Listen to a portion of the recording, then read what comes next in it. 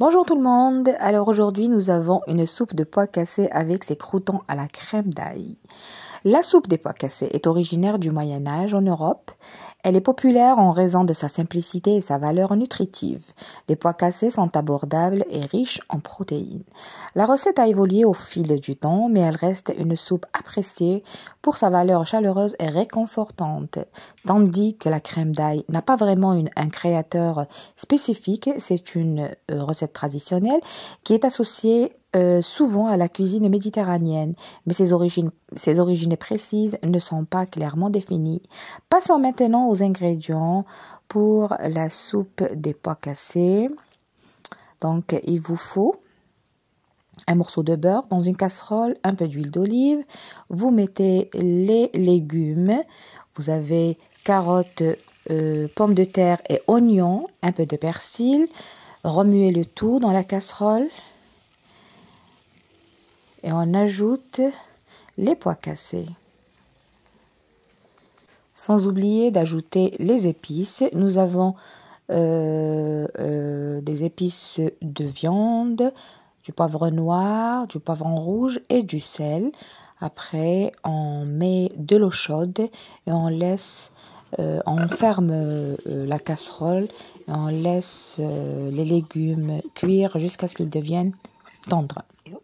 Alors maintenant, vous avez de l'ail. Avec l'huile d'olive, vous le mettez au four pour le griller. Et coupez la ciboulette. Maintenant, je suis en train de mixer mon pois cassé. Je prépare maintenant la crème d'ail. Vous avez du beurre. Vous ajoutez l'ail frit.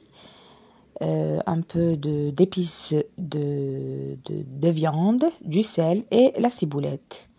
Et ma crème est prête. Je vais prendre ensuite des petits pains, je vais les couper en deux afin d'avoir des canapés. Je vais étaler cette mixture sur chaque tranche de pain et je vais parsemer le dessus par le fromage emmental, c'est ce que j'ai.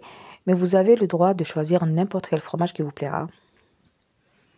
Et je mets ces croûtons ou ces pains, ces demi-pains au four.